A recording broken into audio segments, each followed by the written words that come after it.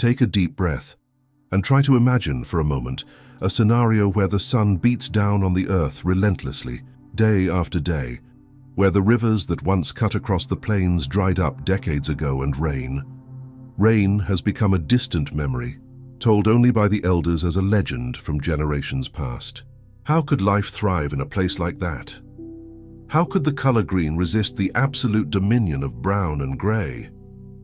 If you travel today through the silent ruins of the ancient Nabatean cities in the heart of the Jordanian desert, or walk the forgotten terraces the Romans built in North Africa 2 millennia ago, you will find a fascinating anomaly.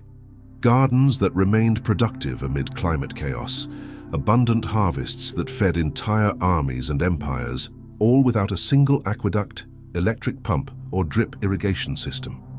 The question that echoes across the centuries is, how did they do it?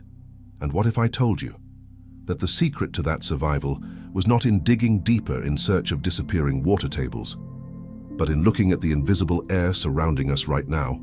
We are living a critical moment in the history of our civilization. In 2026, water has ceased to be a guaranteed cheap resource. Modern agriculture, entirely dependent on heavy irrigation, chemical subsidies, and fragile infrastructure, is reaching the limit of its exhaustion.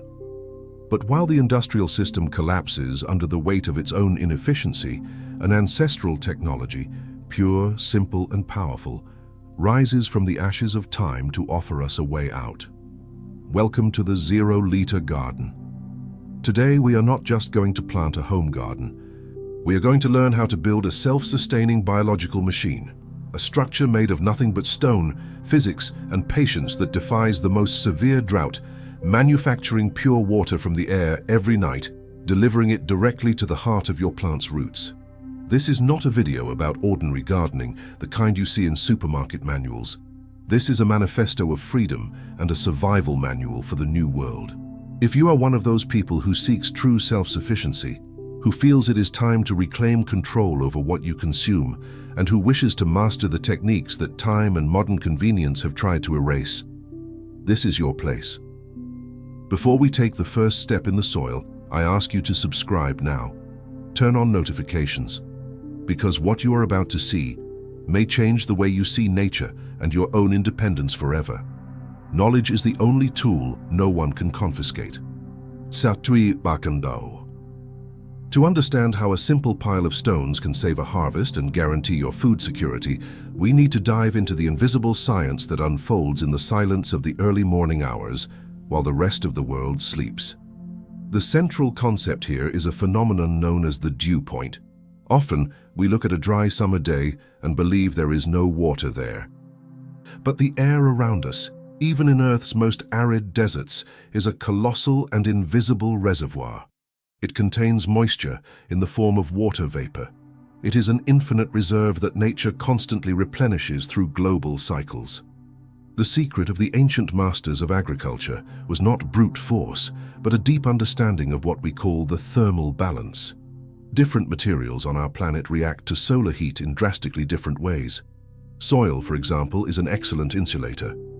It absorbs heat during the day and holds it trapped for many hours after nightfall. If you touch the earth at 10 o'clock at night, you will feel it still radiating the heat of midday. But stones possess a distinct physical personality. They have a high density and a specific thermal inertia that causes them to lose heat much faster to the night sky, a process called radiative cooling. Visualize the process with me. As the moon rises and solar radiation disappears, your stones begin to radiate heat into space. They cool rapidly, reaching temperatures that can fall several degrees below the ambient air temperature. When the night air, laden with invisible vapor, blows gently and touches the cold surface of these stones, an immediate physical miracle occurs: condensation. It is exactly the same phenomenon you observe when you take a cold can of soda out of the refrigerator on a hot day. The can is not leaking, it is pulling the water already present in the air, transforming gas into liquid through thermal shock. In our garden, however, we do not want merely surface droplets that the morning sun will evaporate within minutes. We want a constant and protected flow. By stacking the stones in a specific geometric configuration, which we will detail shortly, we create an internal network of micro-channels. The night air enters through these gaps, loses its thermal energy upon touching the cold stone walls, releases its water load, and now denser and colder, descends. This newly born water, shielded from wind and sunlight inside the lung of the stone pile, trickles drop by drop, penetrating deep into the soil through capillary action. While your neighbors are fighting the rapid evaporation from their watering cans and hoses, your stone garden will be working the night shift in absolute silence, creating life where before there was only dust. But make no mistake, not every stone is equal before the laws of condensation physics. If you want maximum efficiency and wish to see your plants thrive without depending on a single drop of tap water, you need to become a bit of a geologist. The choice of material is the soul of your survival system. The best stones for a 0-liter garden are porous ones. Why is porosity so vital? The answer lies in surface area. Think of a volcanic rock, such as porous basalt or pumice stone. Looking closely, they are like mineral sponges, riddled with small holes, tunnels, and micro-caverns. Each of these tiny openings increases the surface area of contact with air by thousands of times compared to a smooth stone. The more surface area you have for air to touch, the more water you can condense per square centimeter.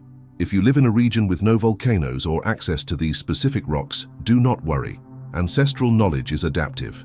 Look for sandstone, limestone, or even slate. The criterion is the stone must be able to breathe.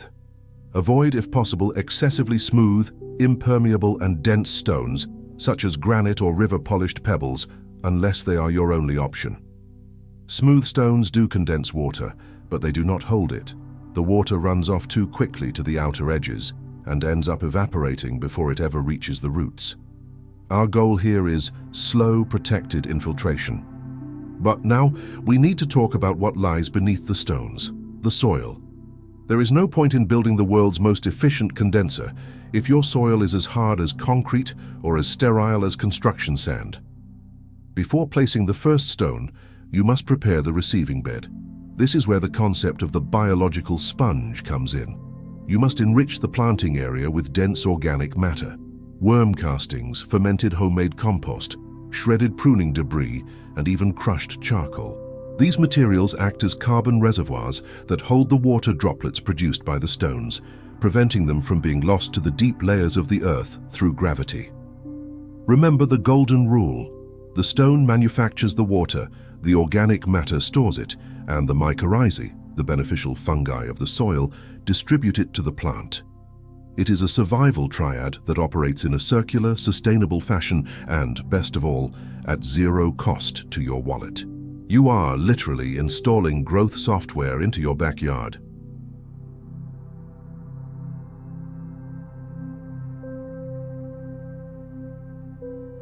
The moment has come to put our hands in the earth and turn this theory into solid reality. Building your atmospheric condenser requires less physical strength and more geometry and patience. Follow each step carefully, as every detail has been refined over millennia of observation. The first step is the strategic choice of location. In the southern hemisphere, look for a spot that receives morning sun, but has some protection, whether from a tree, a wall, or a shade screen, against the brutal ultraviolet rays of the period between 1 and 4 in the afternoon. The base of our stone structure must remain as cool as possible during the day so that it begins to cool down faster as soon as the sun sets. Begin by digging a circular basin approximately 60 to 80 centimeters in diameter. Do not dig a straight hole. Dig in the shape of a dish, with the edges gently sloping toward the center. Go to a depth of about 30 centimeters. Set this precious soil aside. At the bottom of this basin, you will deposit your sponge, a generous layer of organic compost mixed with dry straw. Now, position your seedling at the exact center. If it is a tomato plant, a grapevine, or a young fruit tree, make sure the roots are well spread out. Cover them with the mixture of soil and compost you prepared, but stop 5 centimeters before reaching the level of the original ground. Here begins the phase of mineral architecture. Start with the largest and heaviest stones. They form the foundation. Position them around the plant, but pay very close attention to this point. Leave a breathing space of at least 5 to 10 centimeters between the stones and the central stem of the plant. Never smother the plant's crown, as constant direct moisture can encourage unwanted fungi. These large stones are the pillars that create the air gaps necessary for nighttime air circulation. As you build upward, use progressively smaller stones. The goal is to create an inverted cone shape or a small pyramid. Why this shape? Because it is aerodynamic. It forces the airflow to funnel into the structure, increasing pressure and consequently the efficiency of cooling and condensation. When you are finished, your plant will appear to be protected by a robust and imposing mineral fortress. I know what you are thinking. Is this really enough? In the first 10 to 15 days after planting, you should act as nature's guide. Provide manual supplemental watering so the plant can recover from transplant stress and establish its first tiny rootlets. But from the 3rd week onward, the game changes. Start observing. Run the test. On an intensely hot morning, carefully remove one of the stones from the base. You will see with your own eyes the soil dark, cold, and visibly moist, teeming with small decomposer organisms. While your neighbor's gardens are wilting and demanding hours of labor and liters of expensive water, your 0-liter garden will be pulsing with life of its own. It will be creating its own microclimate, ignoring the water crisis outside. There are mistakes you cannot afford to make. Never use stones soiled with oil, cement, or construction chemicals, as the condensation water will carry those toxins directly into your food. Do not press the stones tightly against one another as if building a wall. Air needs space to dance between them. And above all, do not rush. Nature does not work at the frantic pace of Silicon Valley or your phone notifications. It works at the rhythm of the seasons, atmospheric pressure, and cellular biology. The 0-liter garden is more than a weekend project. It is an investment in your personal resilience. Once established, it does not break, does not need software updates, does not consume lithium batteries, and does not require constant maintenance. It is the definitive technology for the world we are inheriting. A world where being independent is no longer a hobby, but a vital necessity. If this knowledge resonated deep in your mind, if you felt it is time to stop being a spectator and start being an architect of your own survival, then you are already part of the peaceful resistance this channel represents. Leave your like so the YouTube algorithm understands that this kind of seed needs to be spread to more people. And if you are not yet part of our community, subscribe now. In our next meeting, we will dive into even more fascinating territory. The world of vibrational frequencies and how certain sound tones can accelerate plant growth by up to 400 times, eliminating the need for chemical fertilizers. The future is not what the technology advertisements promised us. The future is ancestral, it is organic, and it is in your hands. Thank you for staying with me until the very last minute. We will see each other at the next great discovery. Until then, cultivate your freedom.